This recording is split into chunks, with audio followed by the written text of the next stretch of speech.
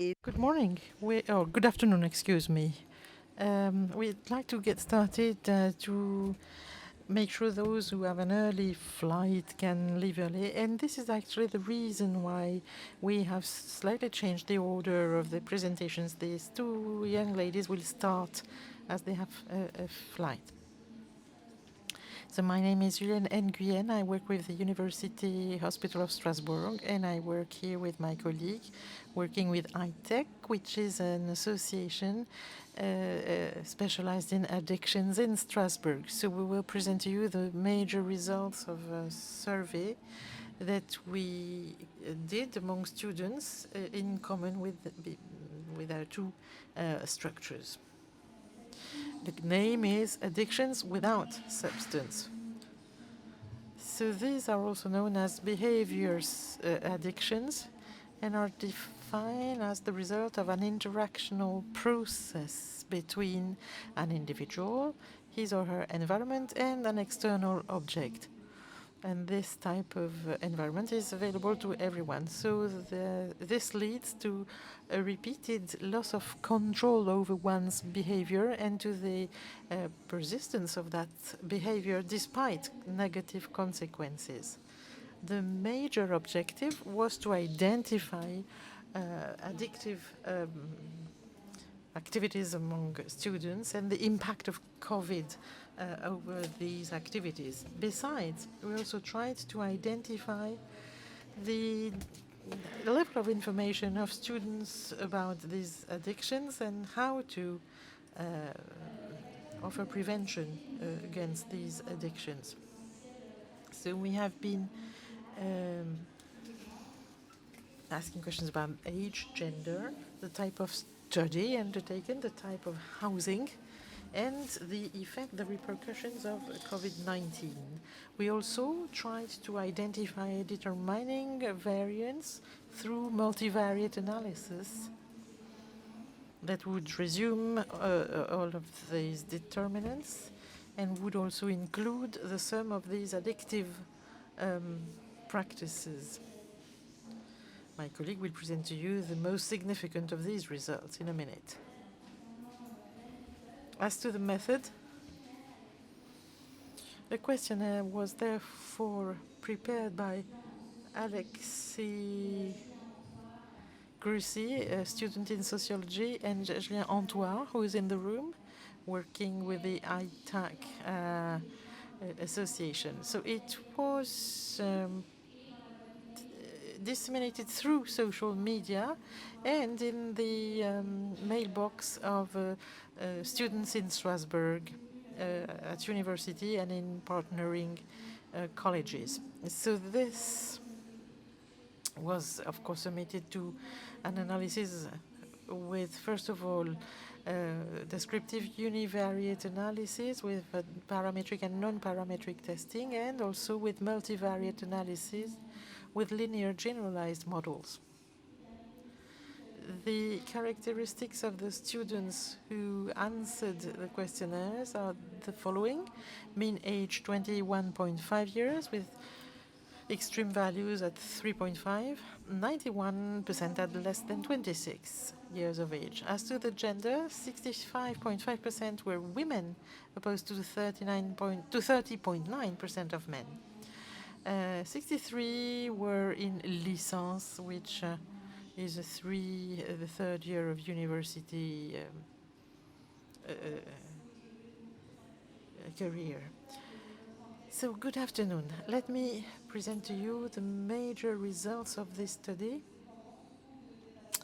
with the feeling of dependence or being overwhelmed by this addiction. As we saw, 50% of the students said yes, they felt dependent, and sometimes they felt overcome by some practices. And the same proportion, 50%, also told that they stated that they had already used psychoactive substances.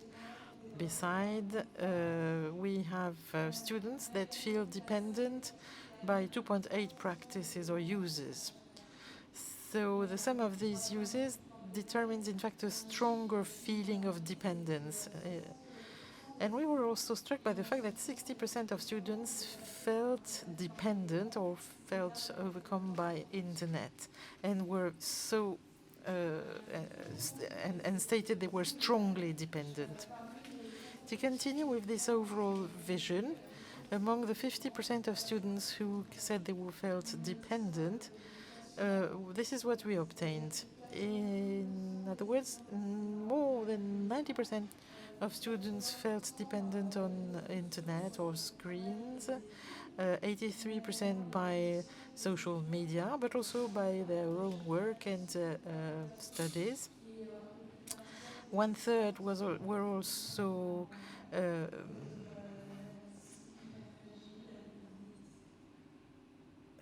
we're also feeling different. We're also having some disorders with food disorders like anorexia or bulimia. So following this, we try to assess the determinants. First of all, we can see there are gender differences. As you can see here on that slide, being a woman entails a stronger feeling or being somewhat overwhelmed by the work, by the studies, whereas in male students, this feeling occurred with video games, for example, and in particular when they were working in scientific fields or technological fields. We also considered the subject of studies. Could that be a possible determinant? For 37.5% who feel overwhelmed by dependence to porn, any area of activity, any area of studies seemed to be involved. Again, concerning the studies, being a health care student or law and economic students was different concerning their feeling of dependence to screens or to internet activities.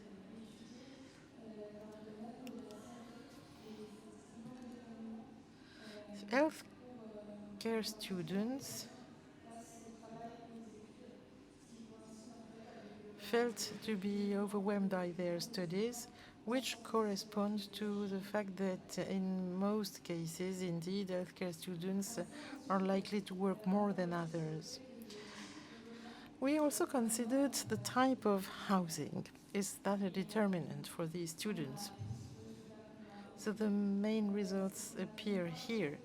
On the one hand, living with the family or with a roommate is important for students who feel overcome by their sexual practice.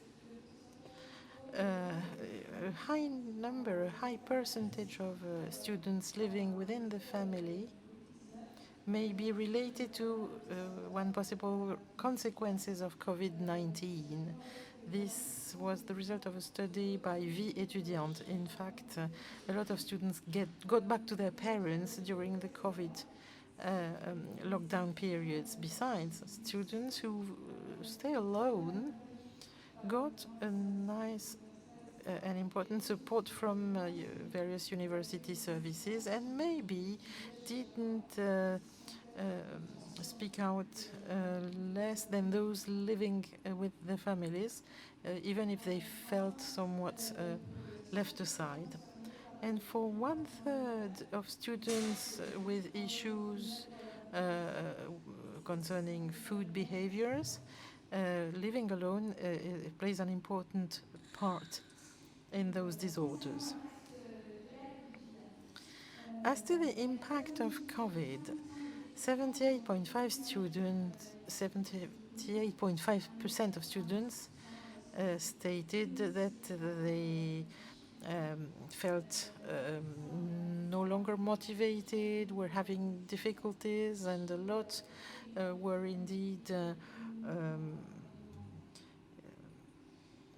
quitting their studies, and not just for economic reasons. And among the students who replied to our questionnaires, 43.8% considered that they were having addictions and increased the frequency of their activities following COVID-19. Indeed, finding it difficult to cope with the economic crisis created a stronger feeling of dependence, created more compulsive buying, compulsive purchases, more addictions to social media, and to a search for affection and approval. 20.8% of our students, in addition to having more frequent addictions or addictive activities, also found more activities. In fact, 33% of our students said they were not happy with their behavior addictions and didn't find good information about these addictions. So we believe that there is indeed a need for targeted actions to this population. In order to get information, students, of course, would like to be informed through the internet or social media or through conferences over the first year of university or when starting the first of their university years. We are willing to redo the same type of questionnaires over the next few years to have a better vision of these addictions among students. We thank you for your attention. Of course, we'll be happy to answer your questions.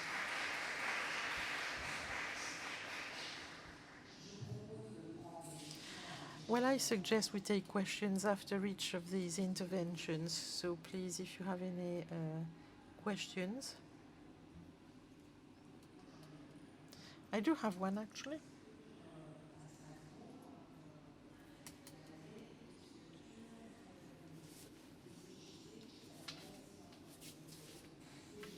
Do you in Strasbourg have centers that can be easily accessed by these students or even by the general population and that are in charge of providing information to them? As far as I know, there's a center for the young substance abuser which is available at the hospital, at the university hospital, for the people between 18 and 25 years of age. However, the deadlines before you can access the services of this center are pretty long. Then, as to the management of addictions in our populations, we do not just have those centers for the youth. They can also be referred to adult centers, and the health department within the university, the health units within the university services is also fully adapted to have these students and inform them. My question is about your methodology, actually.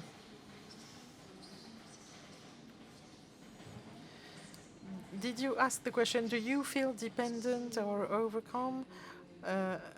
And was there any definition of the word dependent? Did you explain what you meant by this? Because when you don't really know what dependent mean or overcome mean, you can always reply yes. Did you look for any possible loss of control, compulsive behaviors, cravings?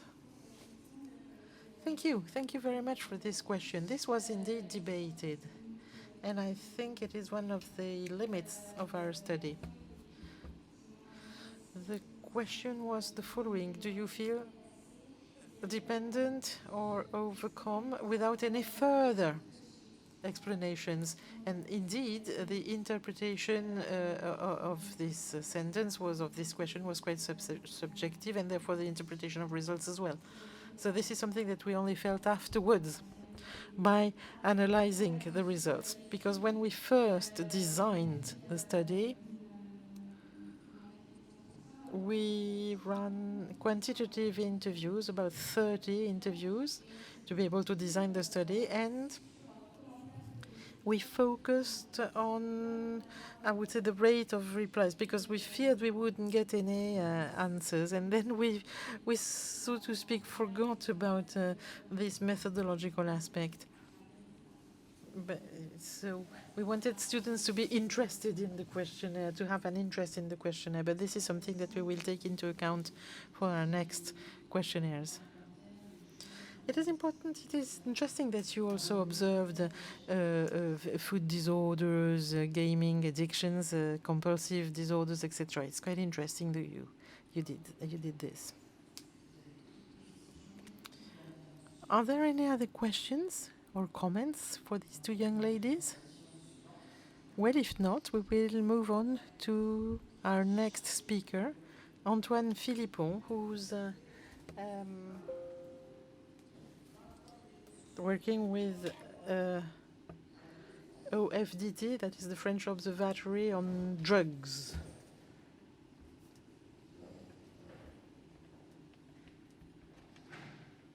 And his subject is 20 years of consumption evolution among adolescents, the situation in France and in Europe.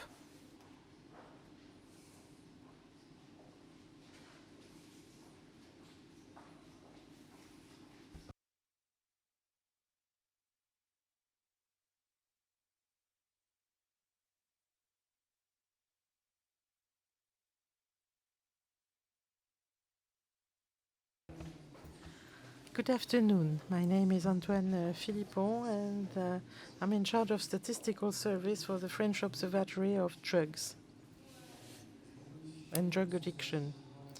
So I'm going, therefore, to talk about the population of French adolescents, and I will compare these adolescents with the situation in other European countries. For this, I will mention two major surveys run by the OFDT, the ESCAPAD survey and the L-Class survey. So ESCAPAD is a large study which started in 2000, and which started, in fact, with young secondary school adolescents, and which was pulled together with, sorry, that was the en classe survey. It was grouped together with two other studies, and ESCAPAD used to be called GFBD before, JFBD, and allowed to interview a large sample of youth, whether at school or not. Conversely to En Classe, which was indeed a survey among secondary school students.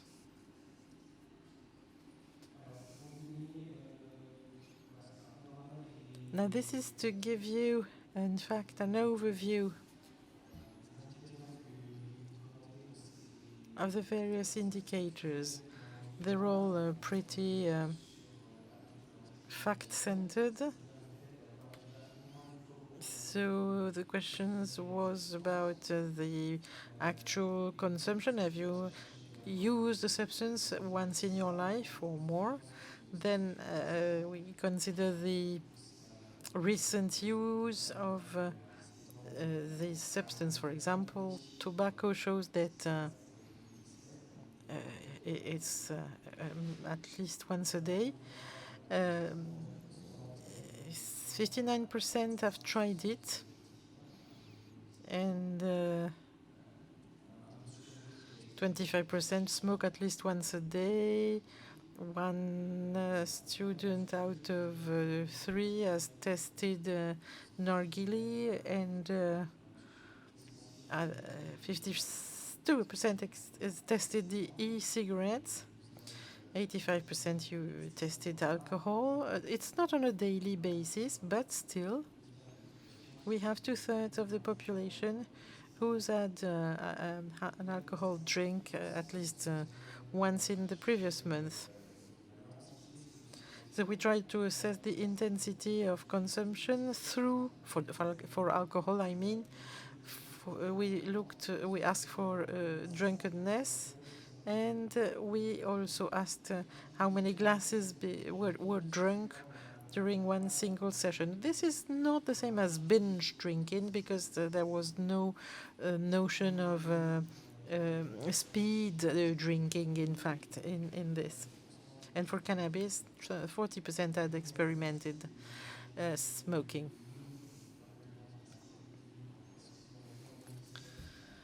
I also included purple drinks, such as cough syrups.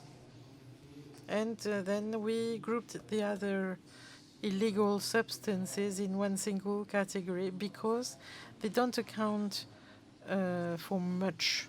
Cocaine, ecstasy, hallucinogenous mushrooms, for example, etc., are quite interesting, but we lack data over time. Now, let us consider each of these products. For tobacco, we have observed since the beginning of the millennium a certain drop in smoking, whether for experimenting or on a daily basis. So there was indeed a strong decrease between 2014 and 2017. This is something that has also been observed by other surveys, qualitative surveys. It seems that smoking is now not so much the standard among adolescents in France. As to the situation of France compared to Europe, we used to have a higher rate of smoking compared to other countries. But for 2019, we observed that the two curves were converging. We decreased faster than Europe, actually, so that we are now about on the same line as the other countries. Now, this is a summary map. So experimenting at the age of 13 is pretty high, shows a pretty high rate in the Baltic countries. Daily use is more for Central Europe and Southern Europe, and France is, so to speak, in the middle of the road. Drinking alcohol is also decreasing, at least when it comes to experimenting. So we have now a stronger proportion of the youth who's not yet experimented drinking or who does not wish to do so. So in comparison to older generations, there again we observe the fact that alcohol is no longer the standard among the youth. So until the end of the years 2000, the first decade of the year 2000s, it seemed that people were not drinking that much, but when they drank, they used to drink big quantities, large quantities. And this type of behavior is now, so to speak, decreasing or withdrawing. If we compare France with the rest of Europe, again, drinking alcohol was more frequent in France as compared to Europe, but we can see some changes that we cannot totally explain right now. Now, if we take again experimenting, France still remains pretty high in the chart. I mean, it is experimenting at the age of 13, and this is followed by the Balkan countries and Central Europe. Maybe 10 years ago, this was said to be more related to Nordic countries, to Scandinavian countries, but this is no longer the case. As for cannabis, this has been decreasing more recently, however, less strongly than for tobacco or alcohol. There have been two bouts of decrease. In the early 2000s, we had 50% experimenting and 12% regular use. So this has been decreasing up to 2011, but there was a bit of an increase in 2014. And now we are still through a decreasing phase. This can be seen through the data of the ESCAPAD survey. And for cannabis, again, we can see that French adolescents smoke much more than their European counterparts. They are indeed in the top of the charts for the use of cannabis in Europe. That's these two graphs show again experimenting at the age of 16, and then the use of cannabis in the previous 30 days. This could be perhaps related to the actual place of France in the route, the distribution route of the product, which make it available throughout the territory. Now I will finish with a brief overview of the use of other drugs among adolescents. On the left graph, again through the ESCAPAD survey, we have the evolution of different products since the survey conducted in 2000. So poppers used to be quite high at one time, but decreased sharply afterwards. 2008 was the peak time for poppers, and that was just before the ban of this substance to minors. So there's an obvious link between the use of a substance and the public policies, not to mention some, I would say, trend effects. Besides, we can see for other substances that there is a certain stability, such as heroin, for example. Cocaine has had a sharp rise.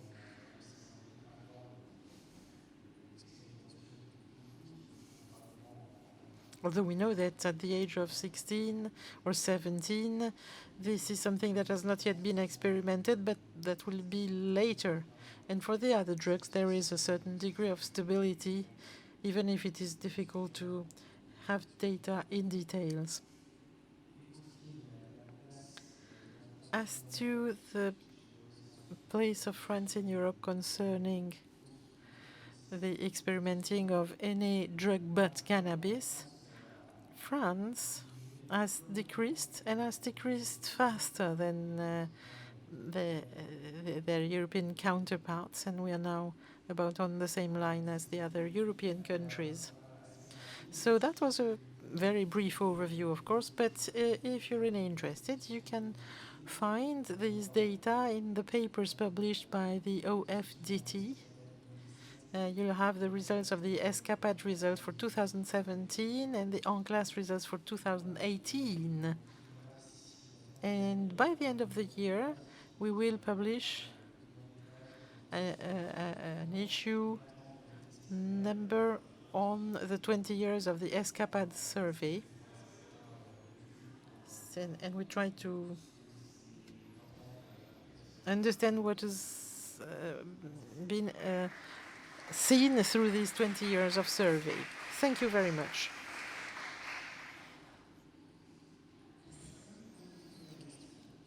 Questions, I guess?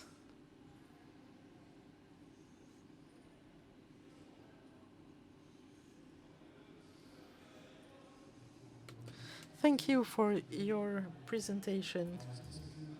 I didn't see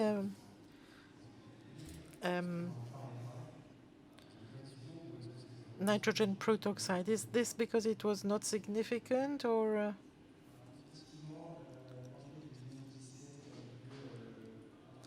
the 2017 survey was indeed done before, just before, I would say, the trend of the nitrogen peroxide. So that was quite frustrating. But we will soon have data. We'll probably have an idea that next year. Indeed, this type of substance is often seen.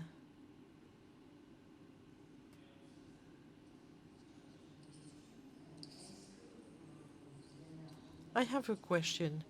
Will you introduce questions concerning addiction to screens and to internet? So that is non-substance addictions? Absolutely, indeed. OFDT is now also working on gaming and gambling. For example, with the ESCAPAD survey, we had a set of questions concerning gambling. So you'll find this on our website. As to the question of screens, there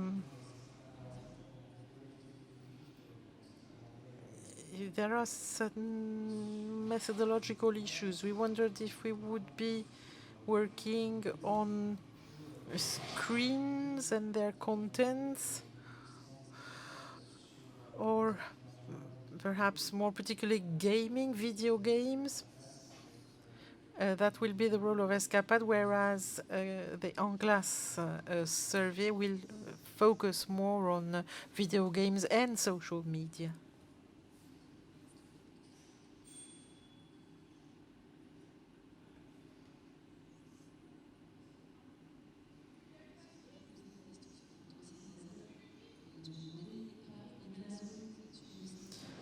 I was wondering about benzodiazepines. During the COVID lockdowns, a lot of youth said they were under stress, didn't feel well, and a certain number of studies show that the youth were, so to speak, picking drugs from the family drug cabinet. So what about the prescriptions of these drugs? Do you know about that? We have questions on the use of drugs. We try, for example, to distinguish between drugs prescribed by a doctor and drugs used without prescriptions.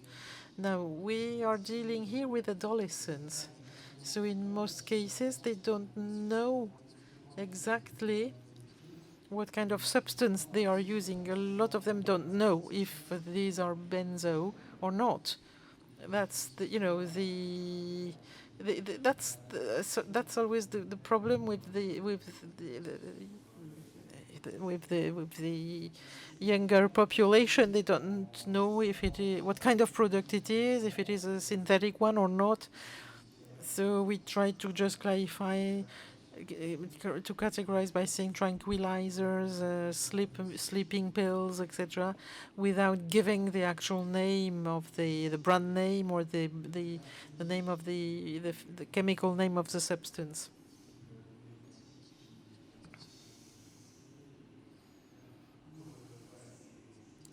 So it's a lot of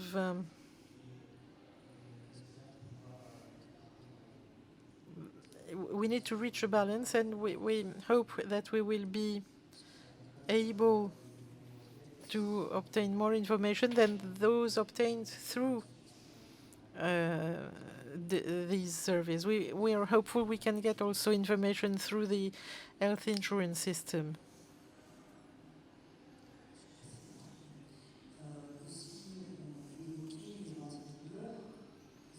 You should also think of painkillers. I work in pediatric addictions. We have 15 years old consuming tramadol with a dependence. In fact, the word painkiller, tramadol is a substitute for Lexomil in most families in France, so they have an easy access to this kind of drug. And generally speaking, they know that these are pills against pain.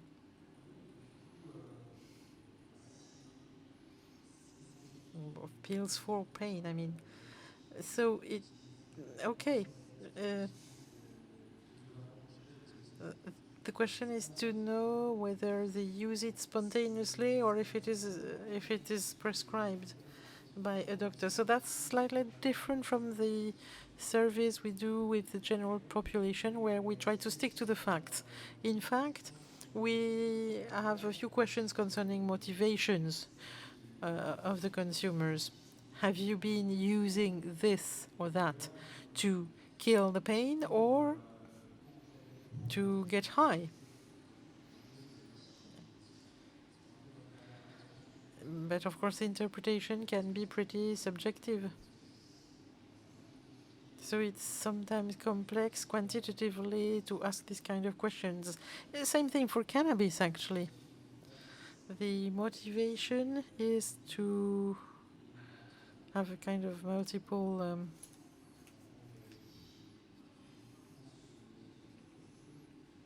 path, actually. When a youth says that he smokes to avoid stress, a cigarette can be indeed useful to get rid of stress, even if it creates different types of stresses in addition.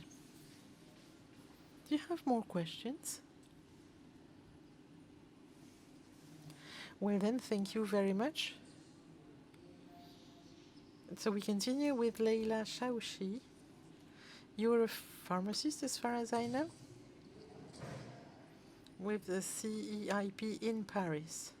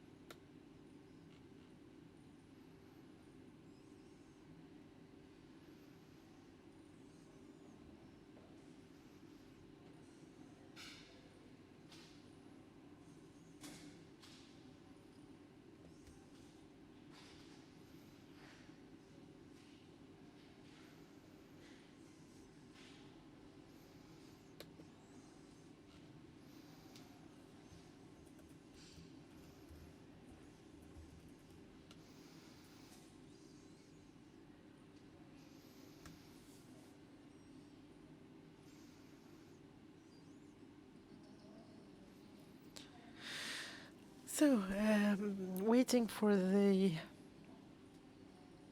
technical issues to be settled. My name is Leila CHAOUACHI, and I am a medical doctor with a Center of Pharmacovigilance in Paris. And I will present a talk on vulnerable minors.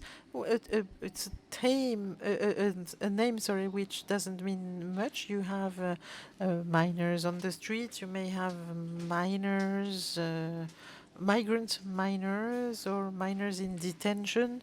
So this is a lot of people, actually, a lot of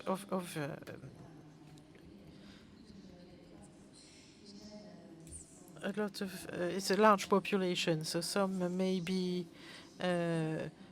already schooled, some not. So it's different types of populations, actually.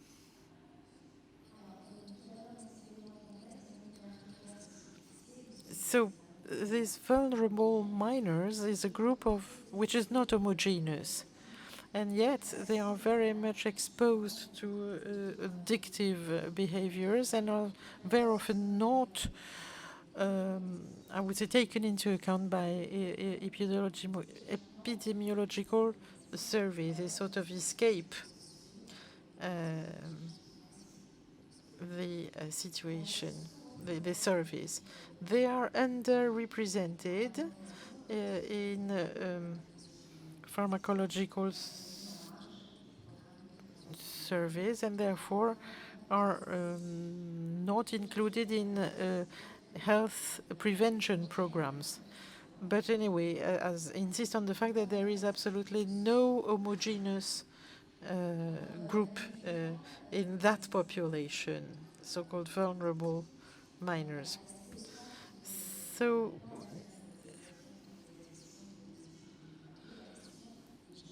the question of the youth has been, of course, placed at the center of the concern for many reasons, of course.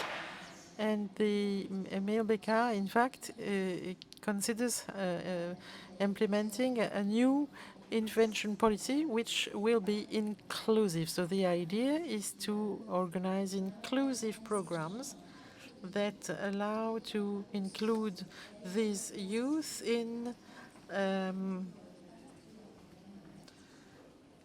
I would say a life path, and not just a youth that come to us for issues about addiction. So in our region, which is Île-de-France, we cover, in fact, two regions. Île-de-France, which is, I would say, the greater Paris area, and the Centre-Val de Loire, we can consider that it's like a jigsaw puzzle, in fact. We've had to try and retrieve information because we couldn't get it. So we considered retrospective studies about notifications that were given, and we crossed data with different other surveys and expertise reports. So we considered the tools available to us. I'm not going to review the full catalog of these surveys. And then we investigated in specific areas to try and find precise information about these minors. And unfortunately, these minors are very often submitted to, I would say, police or justice issues, so it was difficult to meet them. And the best place to meet them was actually the detention centers of the police stations. So to summarize, we had to dig into researches and surveys done, and we also tried to explore other areas. So this was a lot of work. So the idea was to consider the question of use among minors through their sources. So it's really a jigsaw puzzle, and if we are lucky, we'll try to get the full picture. So we did a retrospective survey of what we had between 2015 and 2019. We've had a certain number of notifications concerning minors using substances, and 63% were vulnerable minors. What is the difference with the so-called non-vulnerable minors? Or what are the common points between these two populations, vulnerable or not? Well, the two populations use drugs a lot. I mean, medicines a lot. As we said just before with the previous speaker, the use of drugs, medicines for minors were 48% and sometimes up to 88%. So abuse was 30% for non-vulnerable minors and 51% for vulnerable minors. Now, if we take a look at the various substances used and which are actually medicine drugs, the so-called purple drug was first. It's a mix of soda, antihistaminic agents, and codeine. So that was promoted by American rappers, so that was very trended. And this is also combined to dextromethorphan, which is medicine against coughing. Now, this is not the same with vulnerable minors, where psychotropic agents are being used. And pregabalin, among others, is playing a larger part. One has to note that the mode of supply is also very important. For non-vulnerable minors, these substances can be accessed freely from the chemists downtown, and then also from the family cabinet, which should be really considered differently, as in any medicine is given to a given person for a specific disease. But the common point is that these medicines are available to them, whether on the street or off the street or at home. So it's easy to get these products, whether on the street or at home. But so for a lot of them, the street is home. What we have seen also is the use of nitrogen protoxide, which is used by both populations of minors. It's also very easy to access, a little more nowadays, but still it can be accessed. Just as alcohol or tobacco, even if the regulations are somewhat stricter. This confirms the data from national surveys. There is indeed a signal for the minors in temporary detentions. 14% of minors used gabaline, and clonazepam was also used among minors in the Greater Paris area, in the Île-de-France region. We were also warned about traffic of medicines on the street. There is an emerging of pregabalin and another re-emerging market for clonazepam that can be made available off the street. So this is going to be our next focus, of course. So we just wanted to know what happened in a specific population of minors in temporary detention. So we signed a convention with the medical judiciary emergencies of the hospital.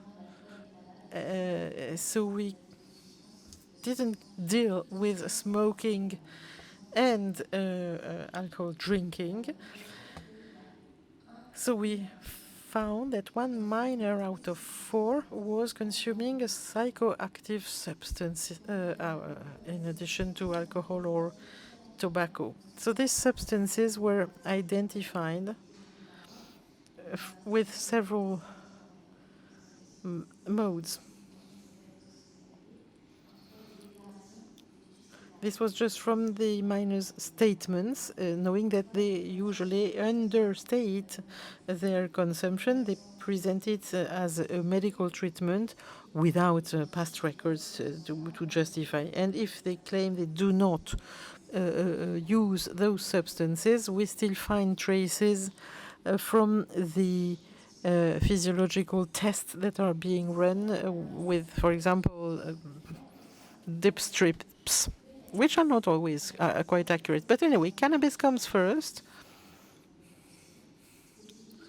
followed then by clonazepam, diazepam, cocaine, and pregabalin, and more seldom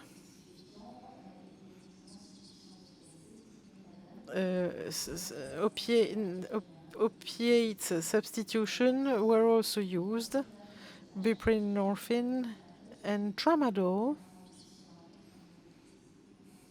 which is now increasing in terms of use. So there again, the prevalence of medicines is high, with 30% of use. So this is a signal to focus on opiates. We were worried by an experiment on rats showing that pregabalin in conjunction with opiates would increase the risks of overdose. However, there is a slight selection bias because, generally speaking,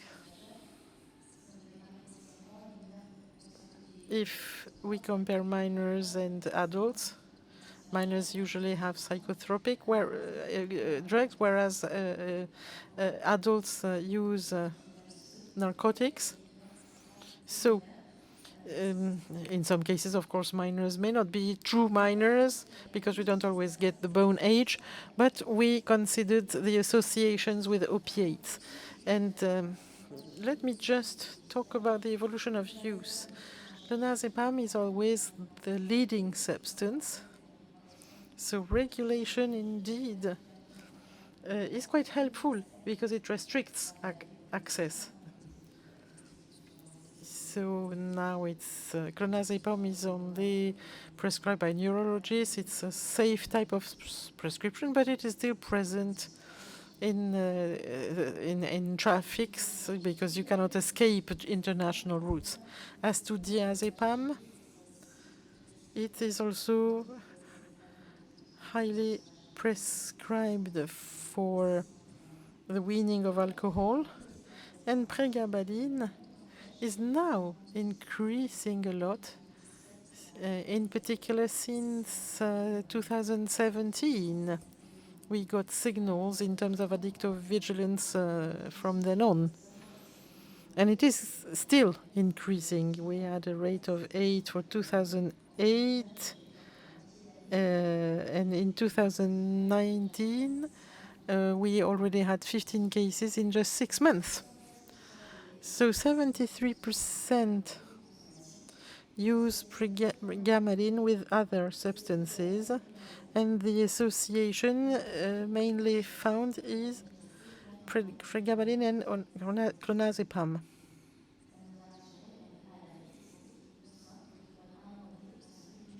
So we know that they can use these substances individually or all together.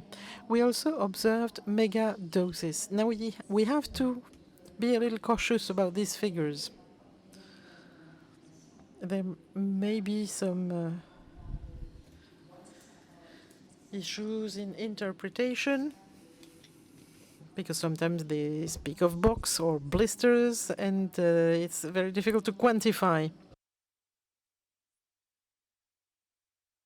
But speaking of tablets, the consumption can be as high as a full box per day and a minimum of 5 tablets a day.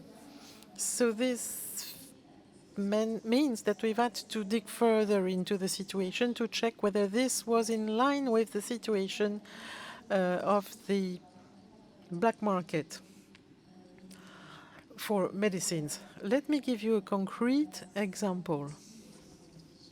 We have a certain number of tools, in terms of vigilance. So any suspicious prescription is a good sign for us to understand what kind of fraud can happen.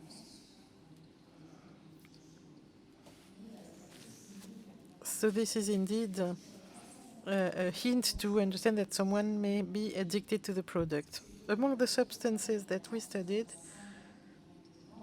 we found simple prescriptions that can be easily forged. There's more forging than stealing, actually.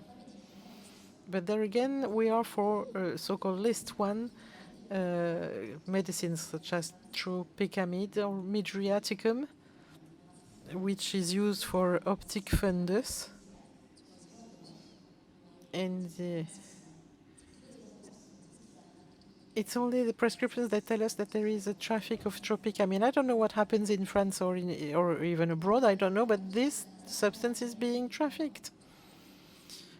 So pregabalin is now number one, along with tropicamide, since 2017. This was confirmed by various other signals, what we call VOS,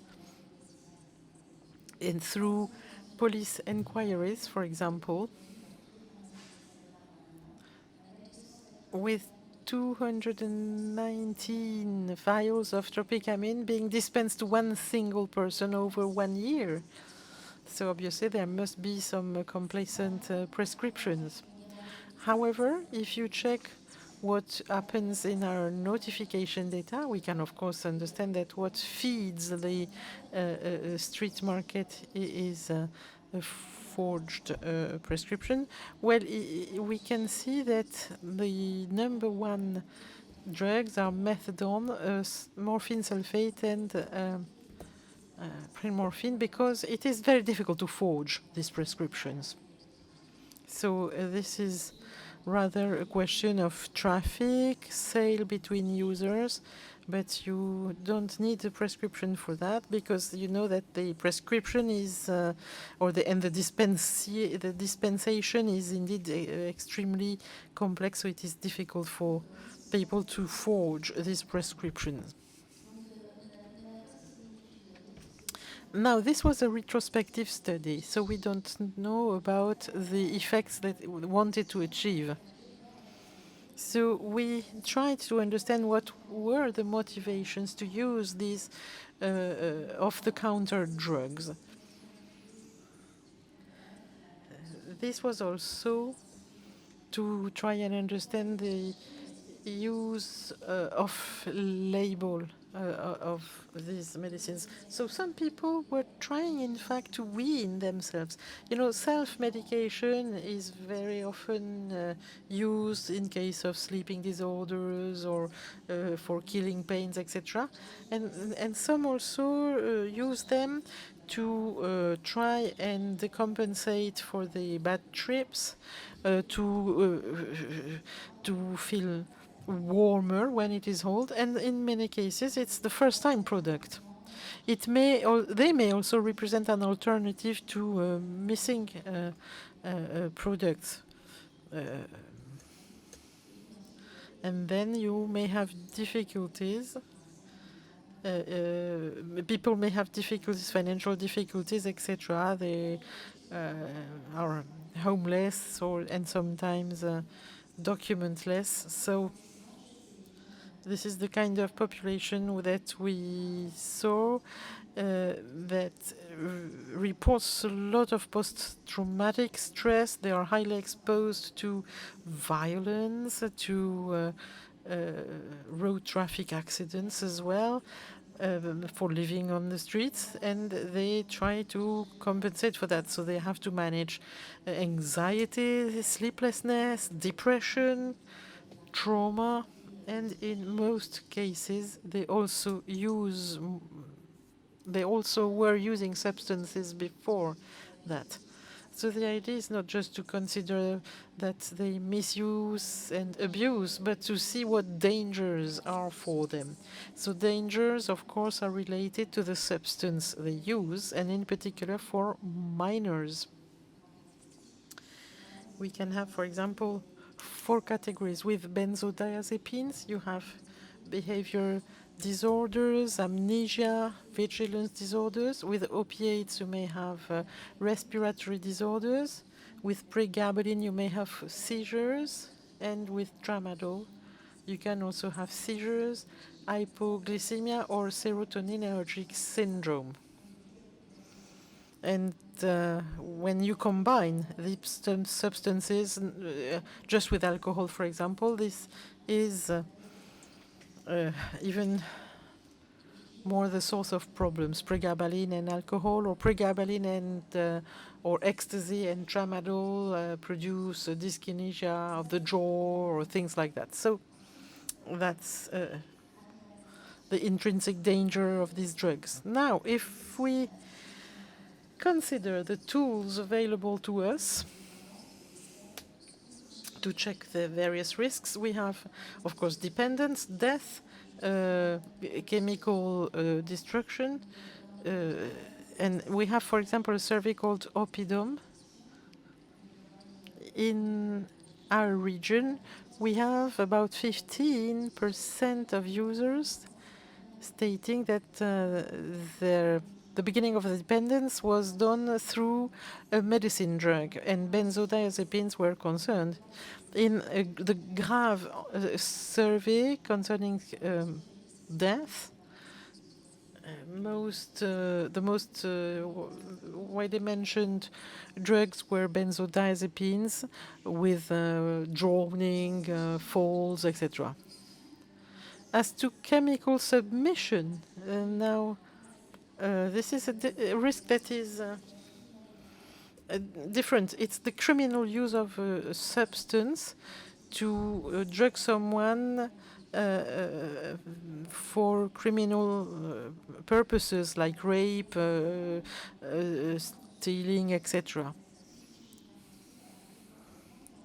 If you are less than 50 years of age, we believe that it's not possible for a minor to refuse. So these minors are exposed, or these children, in fact, are exposed to all sorts of aggressions and assaults.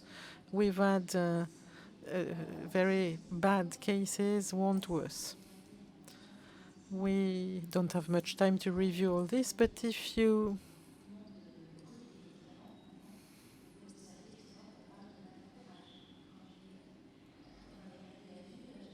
take a look, if you want to know the street where the drug is being sold, you may understand what the name of the drug. One is called Courage, it's Rivotril, and some are Arab names, which means a lot. So we have now to get used to these new words to describe drugs. So, of course, we know all about the risks, social risks, involvement in violence, leaving schools, etc., and criminal behavior with aggression, prostitution, stealing, etc. And, of course, the risk is to be sent to prison. 34,000 minors in 2016 were submitted to a court sentence. Now, there are, of course, relationships between delinquents and traffics, but this is not just related to vulnerable minors. We have also something that has to do with some different parts of society. Some criminal steals, thefts are done with a huge consumption of drugs. And this is something that was told to us by the police. This police station were just unable to manage situations where the high aggressiveness of these children, they couldn't be admitted as in temporary detention, and were actually, these children were it was not possible to have an interview with these children, and they didn't know what to do with these children and just make sure they were still alive after such a high consumption. So this is part of the difficulties that were mentioned to us, not to mention, of course, the other aspects of vulnerability like prostitution, etc. So this is it for those vulnerable minors exploited by the various traffics, exposed to all sorts of violence. We try to do our best, but there are still a lot to be done. So I guess you are going to tell us more in a minute.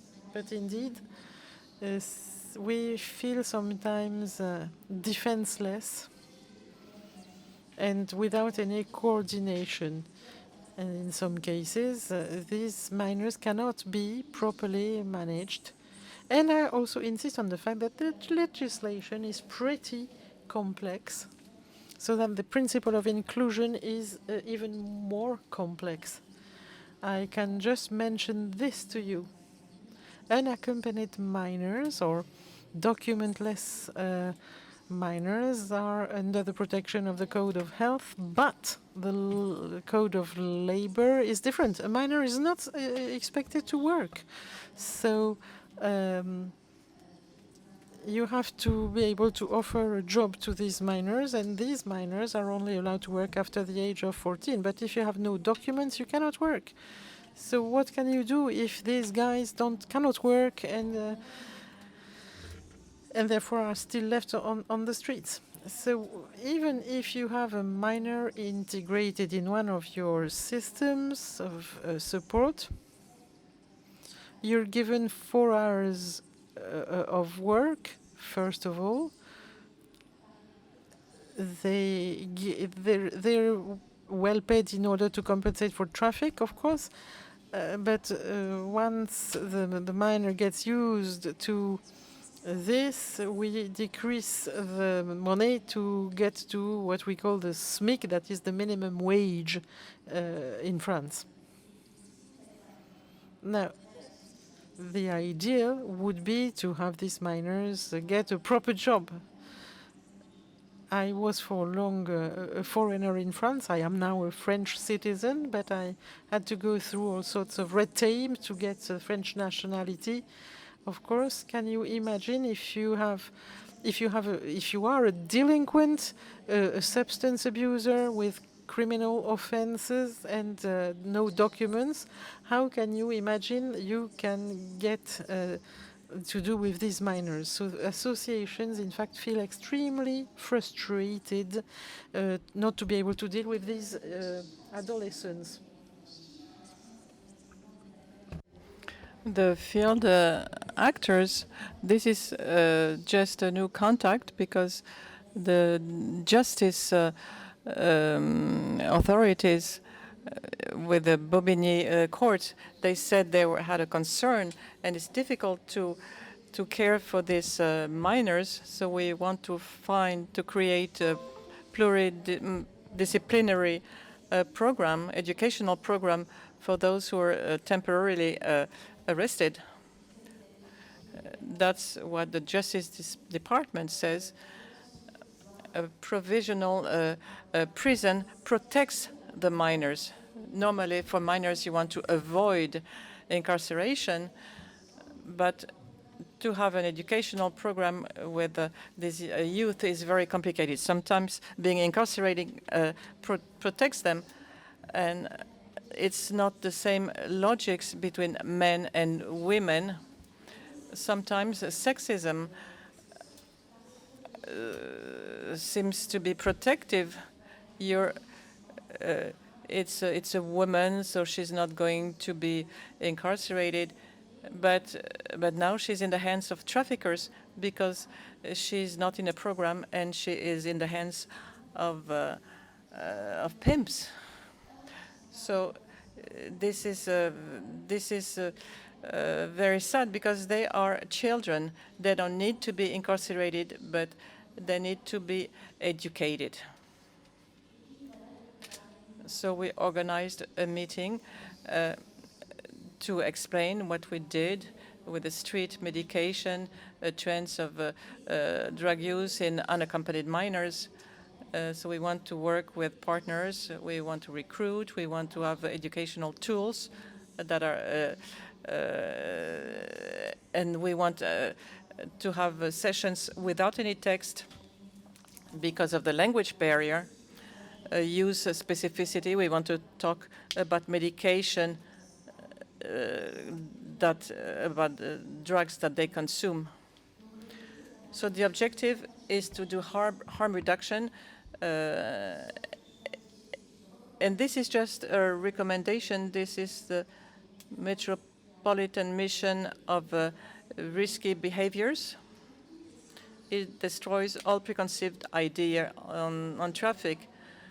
We're going to make a lot of money. We're going to do many things. We're going to be important. We're stigmatized. We're seen as delinquents. And in fact, the fact that you explain to these minors that they're being exploited, and so there are codes when a minor,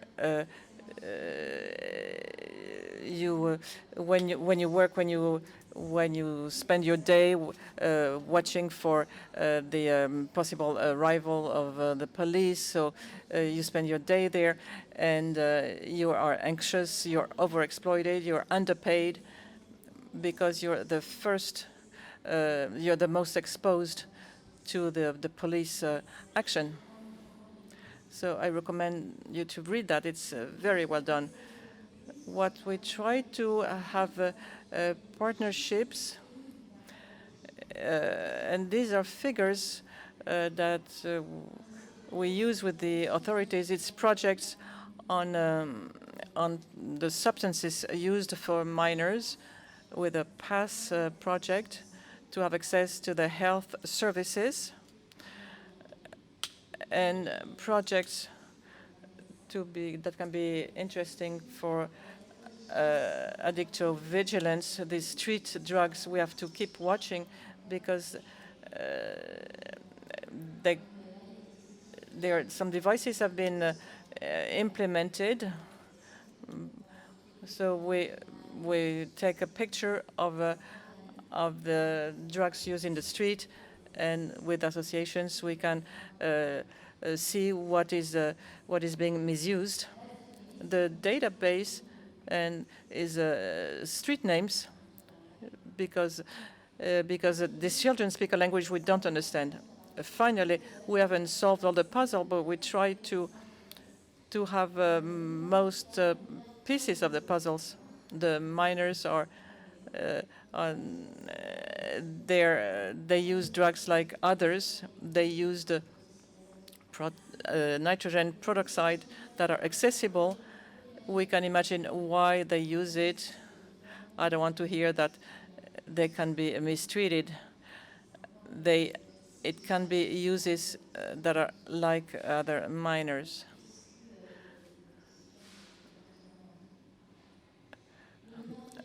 The vulnerable minors are exposed to street drugs and traffic, exposed to street violence. They're isolated, exploited. They have different traumas from the very beginning.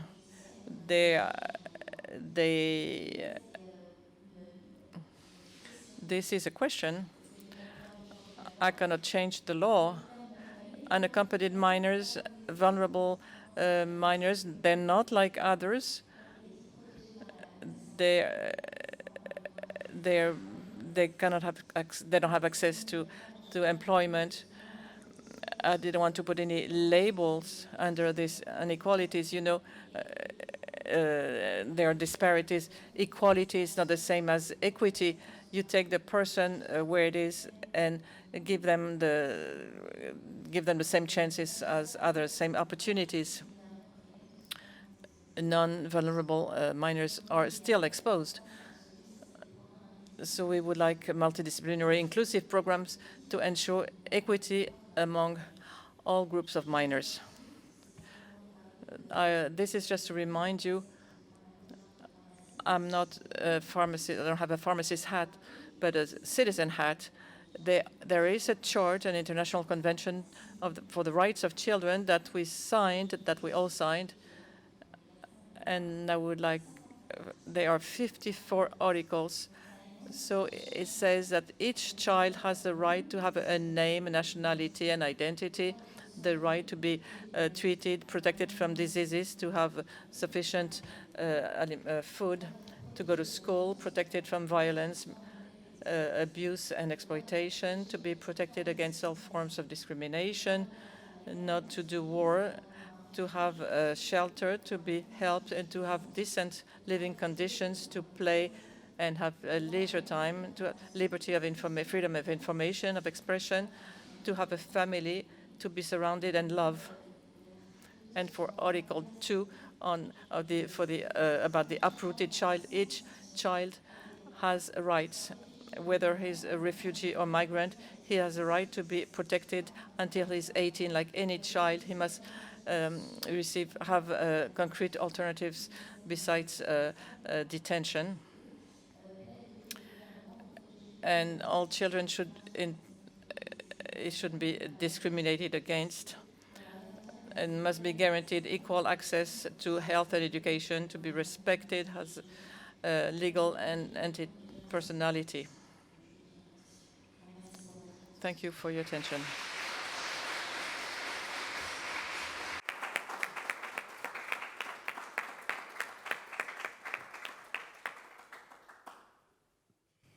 Je vous remercie pour... Thank you for this very interesting presentation. We're going... do you have any questions? Dans la salle, non. Moi, j'ai une question. Alors, qu'est-ce que c'est que ce détournement? What about this... Alors, le tropicamide, donc ça, c'est pareil, c'est étonnant. Misuse. There is a traffic, but we don't observe, even if we ask for a toxicological analysis. When we ask for use notifications, there are not consumption. We don't know, maybe traffic in foreign countries. But in fact, it's a treatment for the eye, and it can be injected. It's you snort it in association with opioids for more effects. So that's how it's used in other countries. Here, there's just a traffic to find it, but we don't have any traces. At the beginning, we thought we assumed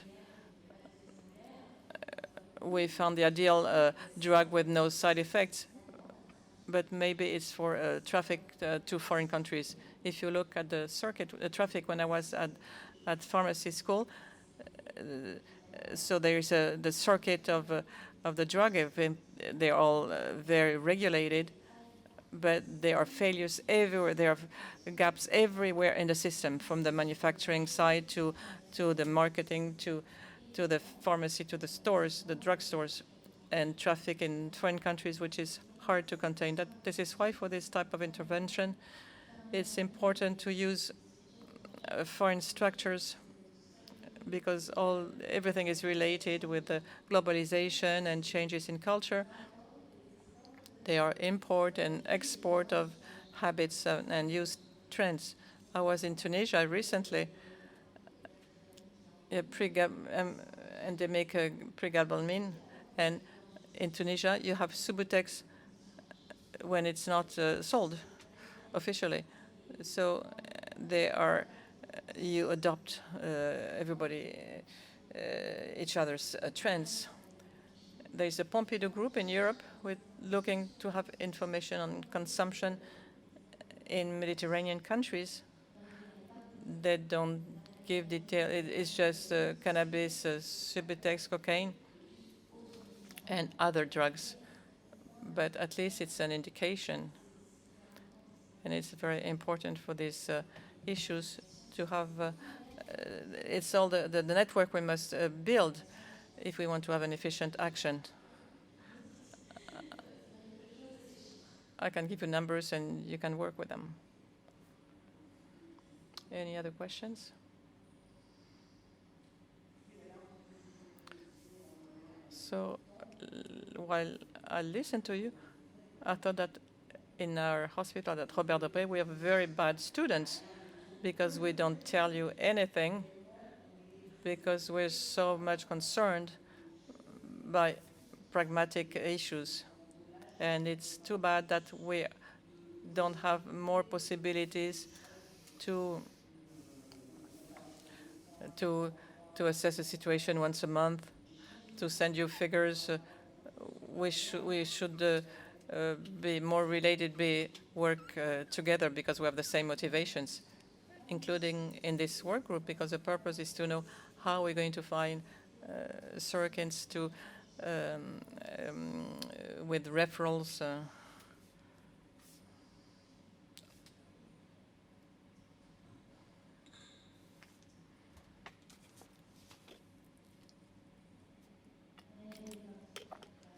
Psychiatrist in Strasbourg.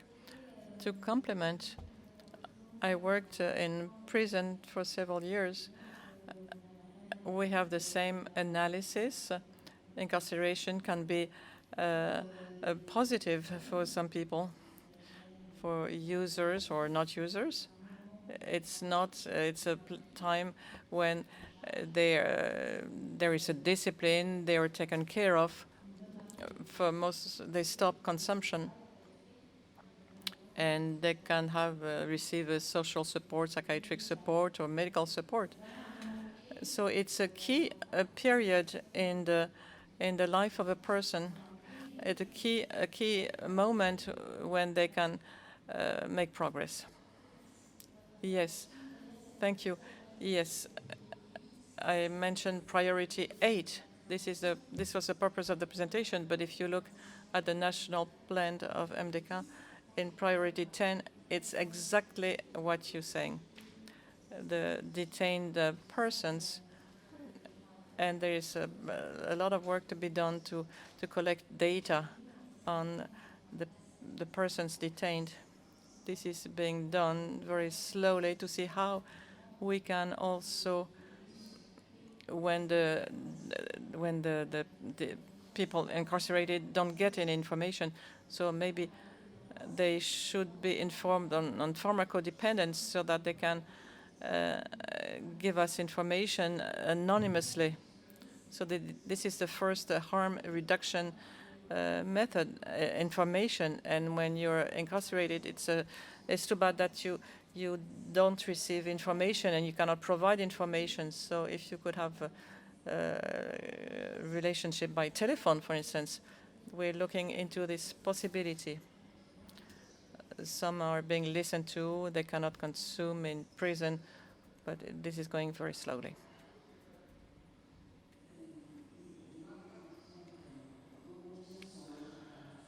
We're back to your presentation.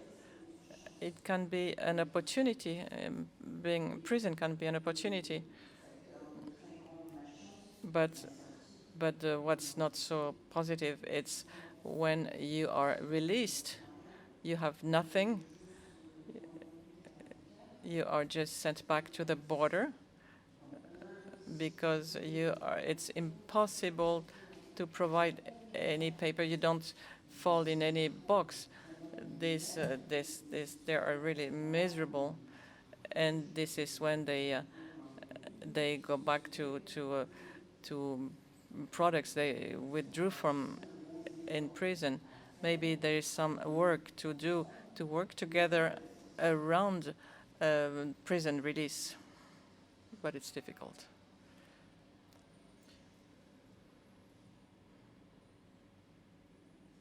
Thank you.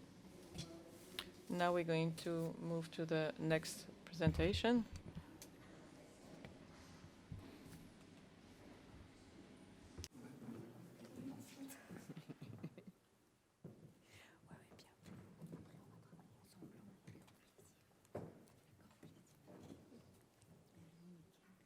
Alors, donc, je vous présente François-Henri Guillot, qui est éducateur. So let me introduce to you François-Henri Guillot, who is a specialized educator working at Hôpital Robert Debré, and he works in pediatrics and in the mother-infant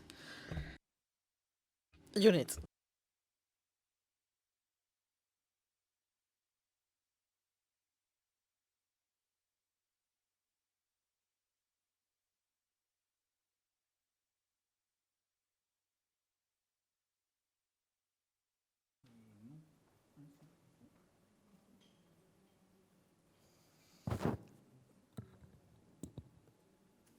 On va du coup compléter ce qui vient d'être dit.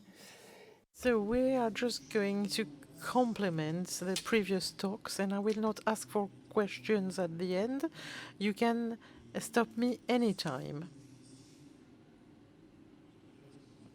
And if you ask questions to Dr. Perret, it is very likely that our answer will be, we don't know, because we may have the same questions as you. So we're going to talk about an emerging population.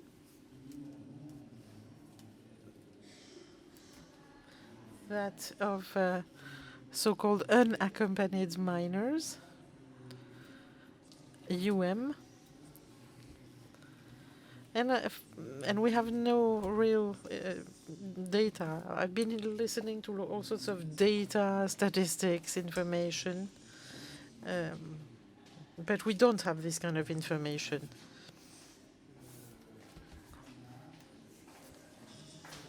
It is difficult indeed to have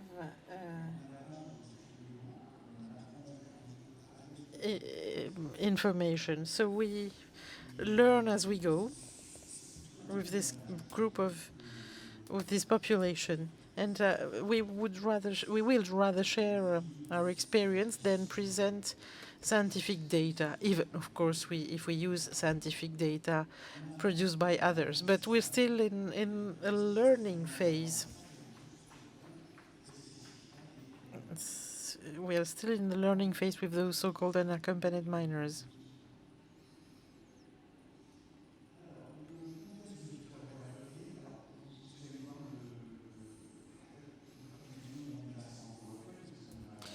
So initially I didn't want to show any PowerPoint, but in the end I decided for. So we work for the hospital called Robert Debré. It's located in the northeast of Paris. And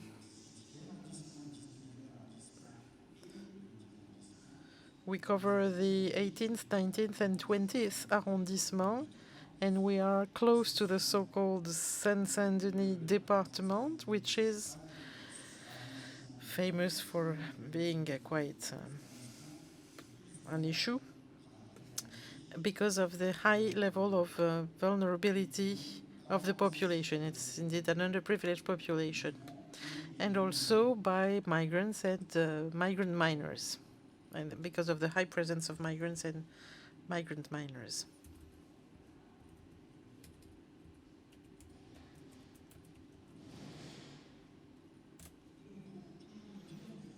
So to tell you the truth, the first time we saw a minor coming to the emergency department accompanied by the fire brigade was 2015. So we didn't know what to do with this young boy coming to us without a family, without documents, without a home, without speaking the language, and being obviously minor, in need of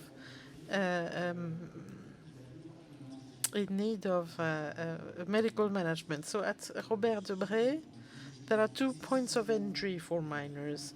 The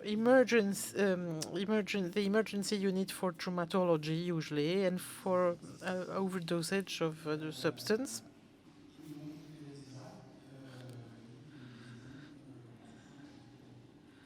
And therefore, we have for this specialized team in addictology. So since 2015, when we saw this first unaccompanied minor getting to us, we've had to adjust ourselves and secure the hospital, because we are a pediatric hospital, and therefore our unit only cares for children. So these minors may present behavioral problems and may be difficult to manage by the hospital staff. So we've had to adjust our practice, and we've had to train our staff.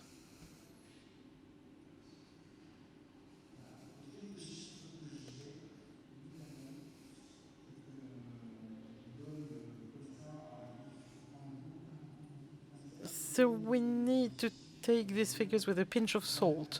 The latest date back to early 2020, that is before the beginning of the pandemics. For 2017,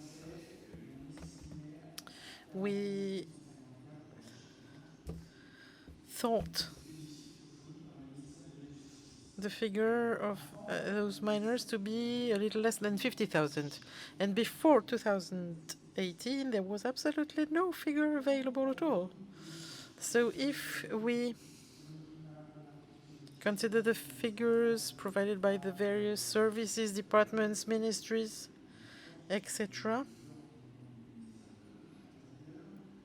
including the Home Department and the Department of Justice, we have a larger estimate of 80,000 minors on the territory, unaccompanied minors, I mean, that appear in the system. I mean, those that have already been in touch with our services, the French services, I mean. So in Paris, for example,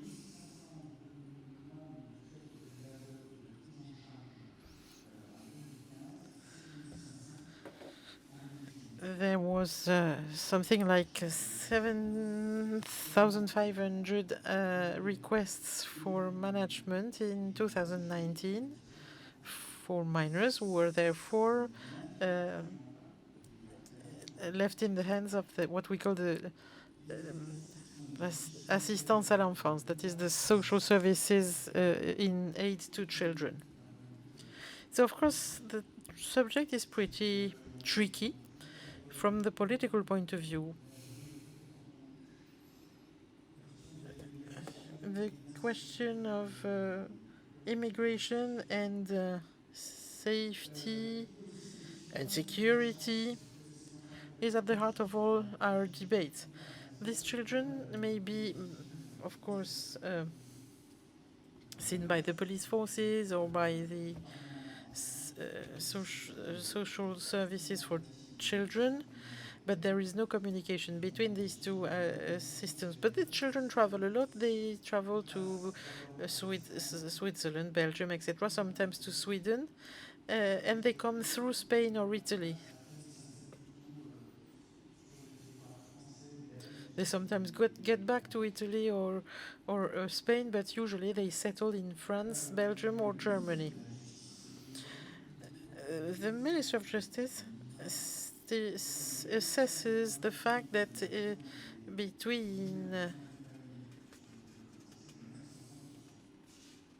in the coming years there will be an increase of 1,500% of these unaccompanied migrant minors. So this is absolutely not just an isolated fact. Now, this group is specific. 95% of the population is male, and the profile of those migrant minors are different depending on their country or region of origin. So we have differences between sub-Saharan populations, North African, Asian, whether Central or Western. The motivation are not the same.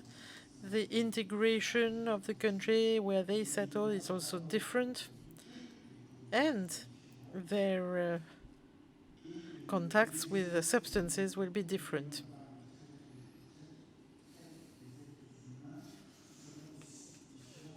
And the way in which they are being trafficked is also different depending on their country of origin. We would like to talk of those unaccompanied minors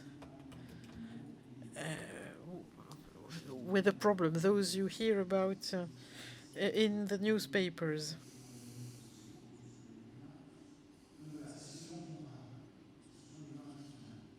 Mainly the people from the children or minors from North Africa, and mainly Algeria and Morocco. Not very many Tunisian minors, probably because Tunisia remains a small country in comparison to Algeria and Morocco. And Tunisia has a better economic status, actually. So the migratory reasons of these children are, of course, economic. And they are all familiar with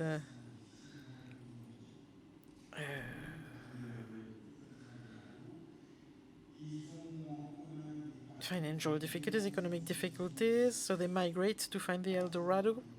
But unfortunately, they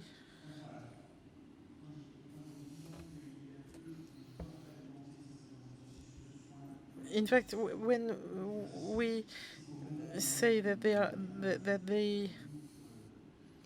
are not willing to be part of to be managed, so to speak, to be taken into account in terms of health or social services, etc. It is because they have been traveling for many years. They are now integrated within a group with the same origin, and they have their specific codes, which is that of errance survival, which usually extremely violent survival.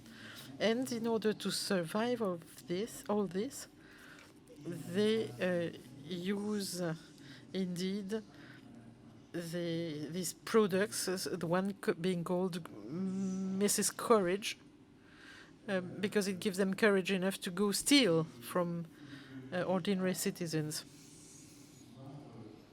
And it's also to be able to live and watch the others. This is what they say, just to keep alive, actually. And when we speak of Lyrica, for example, we have children consulting with the emergency department who've just had maybe 14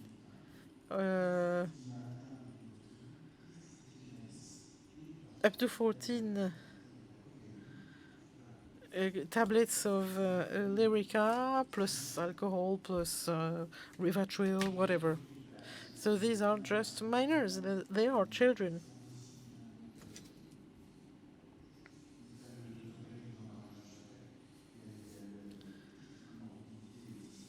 Of course, come all the psychiatric comorbidities, including post-traumatic stress disorders. Obviously, getting in a country where you are not welcome and where the El Dorado you're looking for does not exist, and where you're left in the streets with just Lyrica to survive, gives, of course, a lot of post-traumatic stress disorder.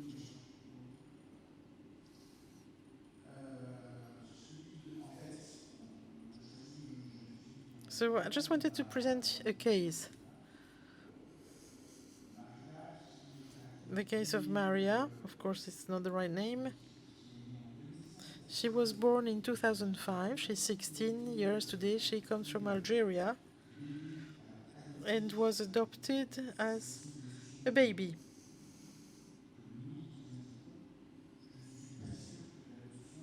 I am not sure, actually, that this adoption was official, neither was it legal.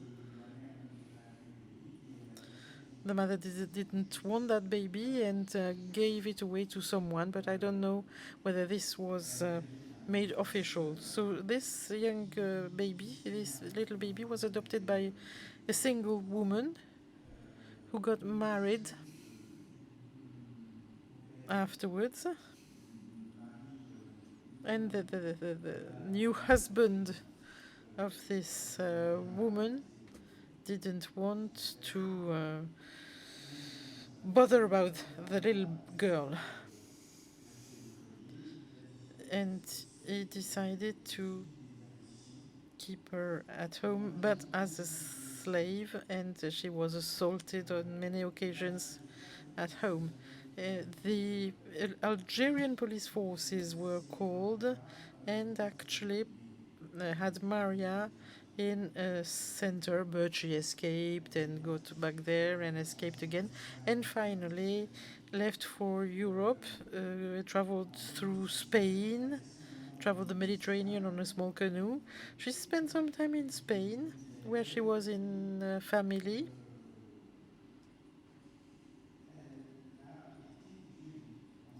And then she was raped.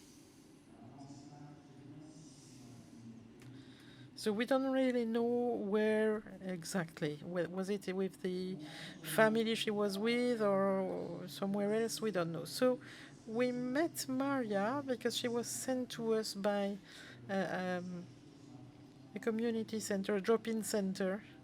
She was found in the street in a state of distress. She was assessed as a minor without any problem. I would love to show you her picture because she's indeed a nice young lady.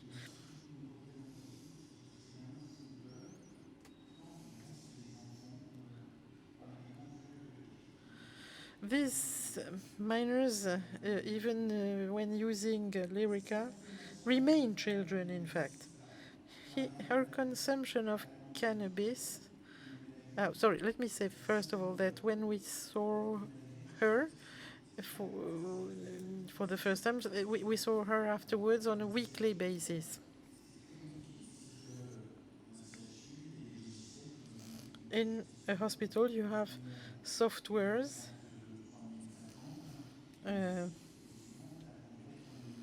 that give you a time span of 12 minutes to run a consultation, but for this kind of population, it's very seldom that they are on the very day of the appointment, and if they come maybe 3 days later and not at the time that was on schedule. So they do not fit into the software.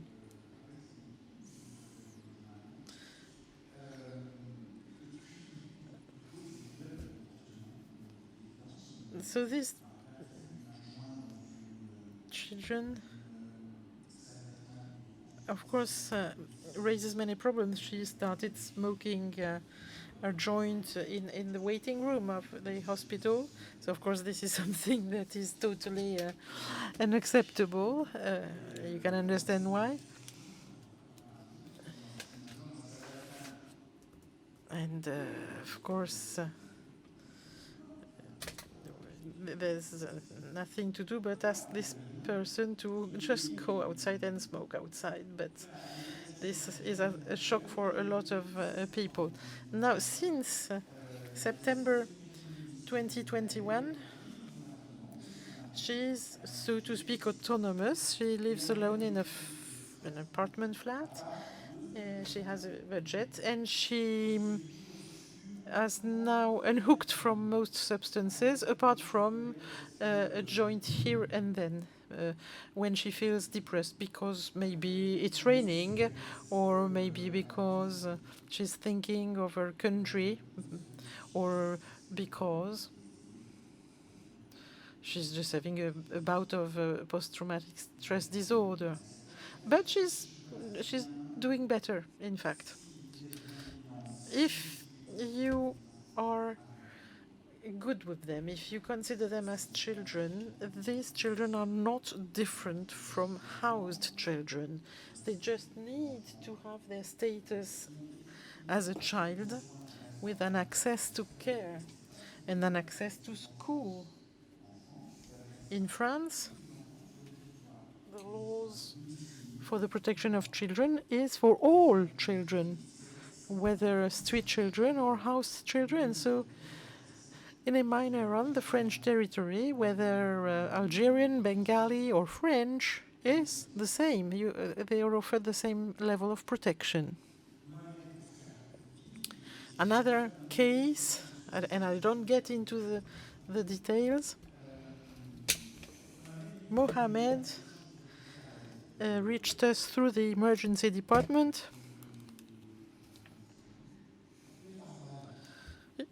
He received a gunshot in the Paris subway the Barbès station, for those of you who are familiar with Paris, the historical spot for unaccompanied minors in Paris. So he was gunshot because he didn't sell enough drug, but he said, I was lucky to be shot because maybe I should be dead today with an overdose. So he spent 3 weeks in our hospital where his knee was repaired. He's now doing well. And in this way, we met him, and he got hooked on us, actually. And little by little, we started, going ahead. So that was he came to us in April 2019. And today, Mohamed lives in Normandy, as far as I remember. And it's a kind of estate block. So he smokes just a few cigarettes and is really totally unhooked of everything. But in addition, he is really integrated. He goes to school, he speaks French, which he didn't speak 2 years ago. He is now learning a job as a plumber. And what is important is metalwork and plumber. What is important is that he has a neighbor who's an elderly woman, and he gets his bread from this lady every morning. And Mohamed was in the streets and had to go through prostitution. So what kind of tools do we have? We have tools, and we are, of course, willing to share our tools with anyone interested. We're dealing with children who do not trust anyone. Of course, not the representatives of the authorities, but they do not trust any adults. They are always extremely vigilant, and they survive as a group of children of the same age. The adults around them are, for most of them, Algerians or Moroccans, and are just exploiting them so as to keep them in the network. So they live in squats, but with other children. When they reach the hospital, they usually do not trust us because we are adults. We have this white apron, so we overall apron, so we represent the authority to them. And once we have just cured their disease or their wound, they run away. The head of department of the emergencies department of Robert Debré always tells the story that he had intubated a little boy, and the little boy managed to run away and get rid of his tubes. And of course, this was even worse because he couldn't be cured. So we try to make sure that when these children are in a situation of danger, should be identified, so that they can be again led to an emergency department to be medically managed. And it is important. And the emergentists really want to do, are keen to on doing this. They're happy to work with these children.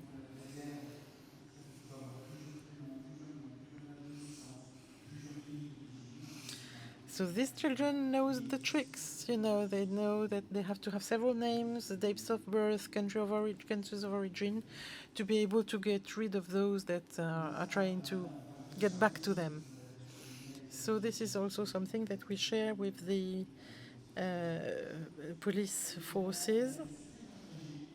And also we have, of course, some coordination meetings, because in Paris we are lucky enough to have quite a lot of systems, but they're not always well known. So it's important to have this coordination between all the various committees, agencies, etc., whether school system, justice system, police system, etc., so that we communicate for their sake.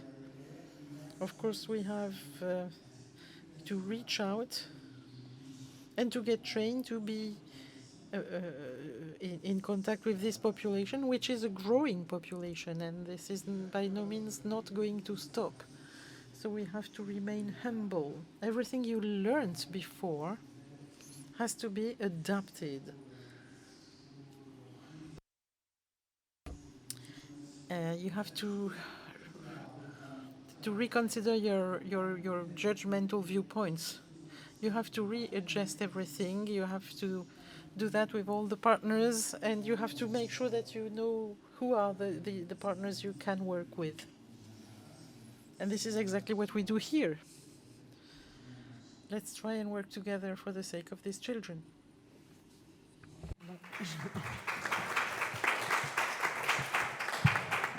Je vais continuer avec un tout petit focus sur... I will now take over with a few words on pregabalin and gabapentin. So they are part of the gabapentinoid family. They are structural derivatives of GABA. These drugs are used for seizures, neuropathies, generalized anxiety disorders.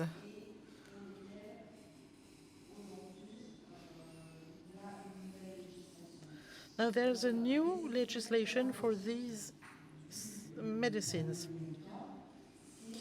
The therapeutic, the misuse of Lyrica, which is pregabalin, is the search for euphoria.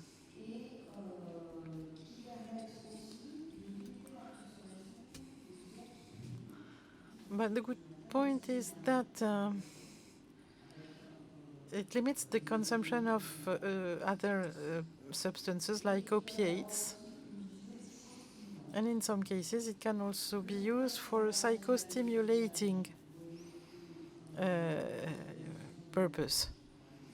So there was a convention which dates back to 1990 about the abuse and misuse of these substances, and this is not just for France. Things were then reinforced in France in 2011, and we saw then an increase in the number of notifications about a possible diversion of these drugs. And as you see, there has been a sharp increase between 2017 and 2019. This is exactly what we see in the emergency department. So the misuse of pregabalin is now a leading issue. It's the top-ranking product in the so-called oppidum surveys. Now, in actual fact, this, of course, has an impact on death with an overdose, because it worsens respiratory distress for those having opiates as well. So it's really risky. It's really dangerous.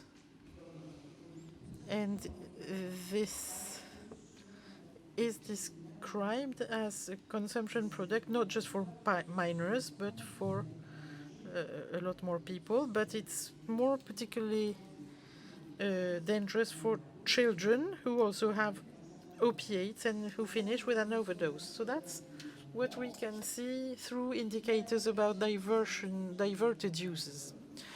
The population concerned is mainly male, 82%. And among those males, we have 25% of minors, from what we know. Because, of course, there are all sorts of cases that are totally unknown to us.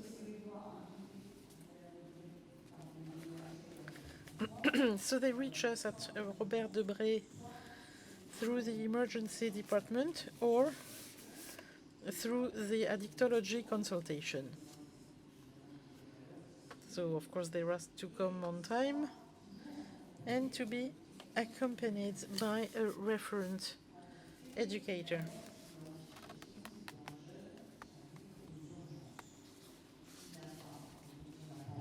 So when we don't have the real identity, and we usually don't have it because they have a number of aliases, but when they're already known and are acknowledged as a minor, we can then offer them a better access to care.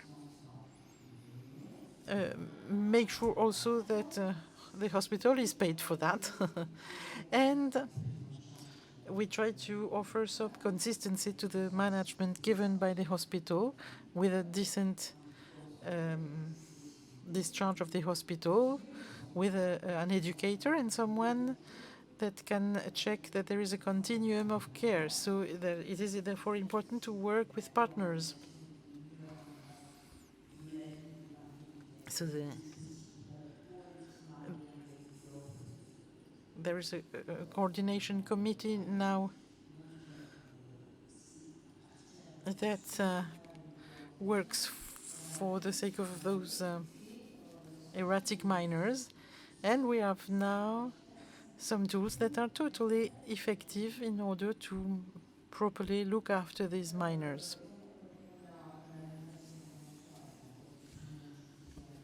We also signed a convention with the Office of Justice of Paris and others. And we also have set up a protocol for the emergentists. They've had a training, and the head of department even took part in the visits at night in the streets to better understand who these children were and what they were doing, so that they are now much more informed, they are not so much scared about these children, and in this way they feel much better about them. And these children do not understand the French system, so they in turn are very scared, and sometimes trigger a reaction of violence, but this is just because they are scared. So the best is, for example, to have someone telling us, look, we're coming in with a severe wound or fracture of a minor. So we are waiting for them at the entry point of the emergency department. We avoid them to wait, and we also avoid all the other users of the emergency departments to be the witness of those children who may sometimes be extremely violent. So this is the way in which we can have an efficient system. So we have a small protocol. We always look for toxic substances in blood and urine. We have an ECG. We offer a patch firmly, because the profile is usually Levotrix, Rivotril, and Lyrica, so that they will soon have a withdrawal syndrome for nicotine. So when we have, in addition, Lyrica and Rivotril, we also use Valium 10. In case of agitation, we have a conventional protocol. And if hospitalization is needed, then, as a child psychiatrist, I use Risperidone per os to anticipate possible behavior disorders. So indeed, they are, I would say, soothed for 2 to 3 days, but this is just for them to be able to accept care. And once they've had this access to care, we suggest they should come back for an ambulatory follow-up and a support once released from hospital, in order to try and get rid of their dependence on the one hand, but also to try and get rid of the networks which hold them captive. So we prescribe Lyrica by doing exactly what we would do with anyone who has a dependence on opiates. It's conventional addictology, there's nothing new, but indeed, I spend a lot of time phoning the chemists, telling them that this young boy is going to come and get his drug, but he will do that with the educator. So it's a lot of partnership with a lot of people.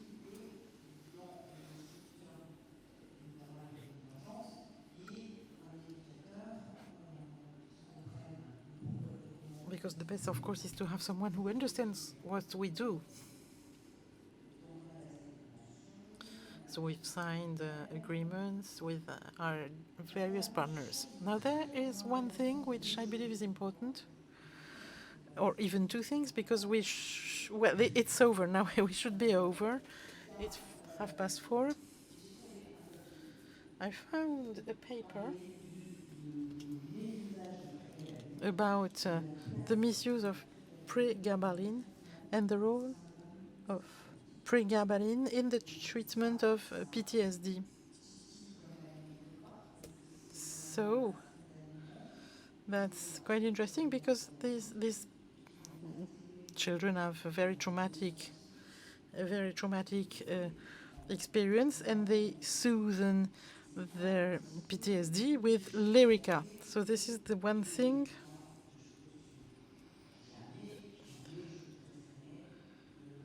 which makes me prescribe Lyrica, but no Rivotril. But offering a housing, allowing this boy not to need money to get the drug and to avoid any withdrawal syndrome is important, because you have to know that the withdrawal syndrome with Lyrica creates deep scars and deep sufferings. And in some cases, we've had to go to the police station with the Lyrica tablet to make sure the child is not having, the minor is not having a withdrawal syndrome during his temporary detention.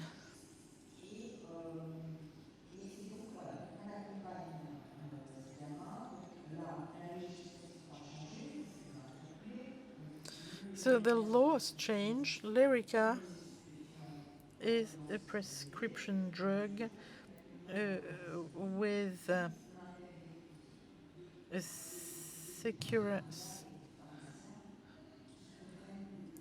specific prescription form with the name of the pharmacist, etc. So it's extremely safe.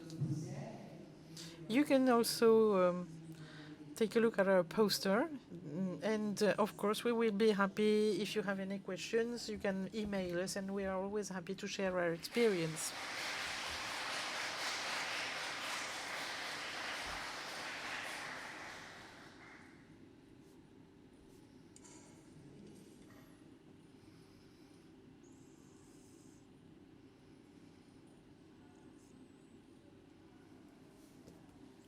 Sorry, no microphone.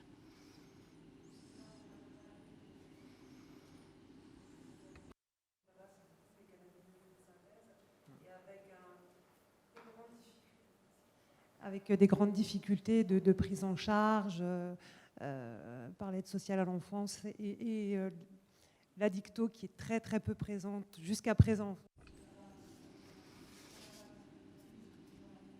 Sorry, I missed the beginning of the question for the lack of microphone. It seems it is necessary to create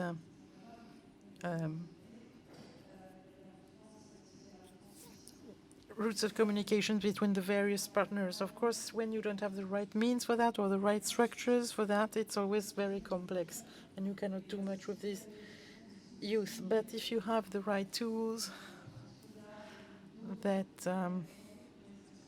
could be an inspiration for other countries, I think it would be good indeed to share your experience with us.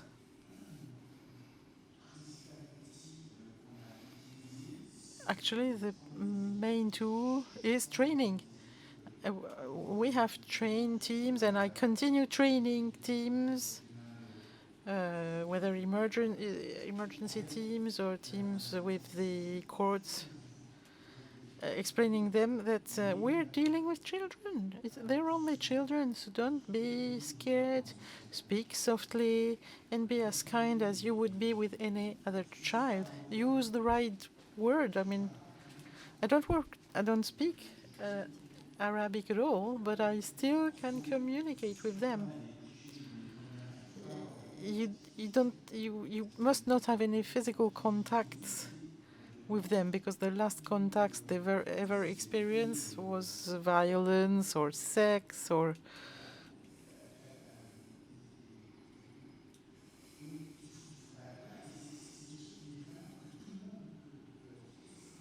this is really easy. It's it's something that is available for everyone. Just deal with them as children, and they have rights. Don't forget that these children have rights.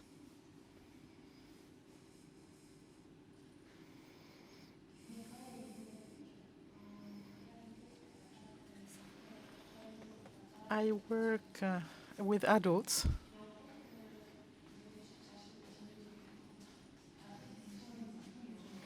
So, of course, we also have the same population after the age of 18.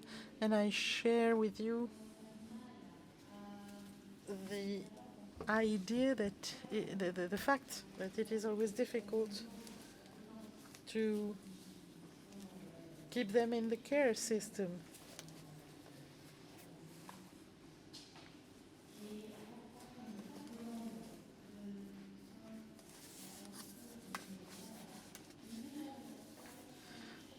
We were able to have an access to them through the COVID hotels. And this is when we could create links, and we saw that they were in need of care and of management, of course, because they're all post-traumatic cases. So we have to have the right treatment to help them stop Lyrica and etc. Yes, indeed, we take them to care which are going to last once they become a major and no longer a minor. And we try to do our best with external partners, expert in trauma. And in just 2 years, they quit abuse, but they need help to come over their trauma. If not, they will always remain vulnerable to addiction. So we have to consider installing a long-term type of treatment, a long-time type of care. But the addictology treatment is quite fast and quite surprising in terms of efficiency.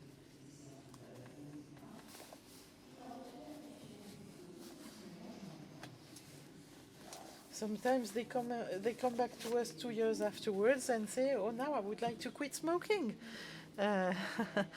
So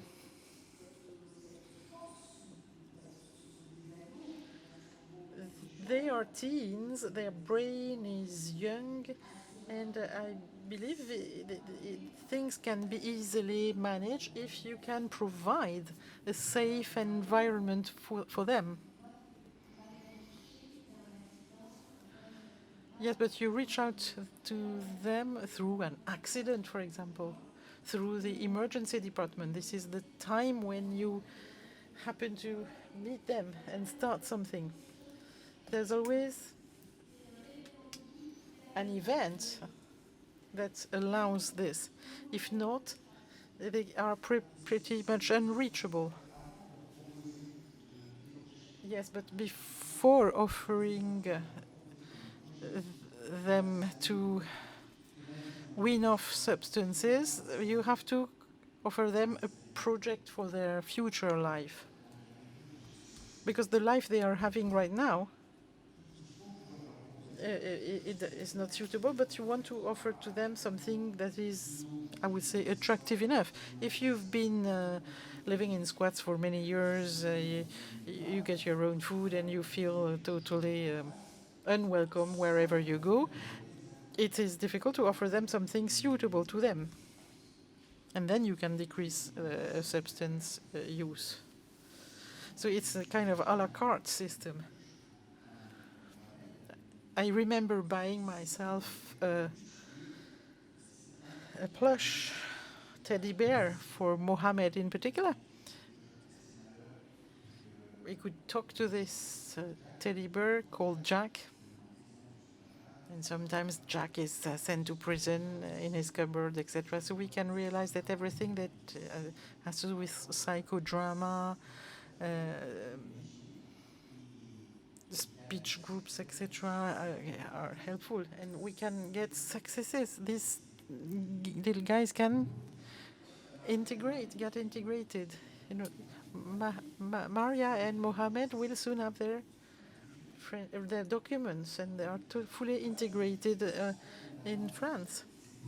It is possible, therefore. And it's good to say it's possible, even if it is time-consuming. Pour nous aussi.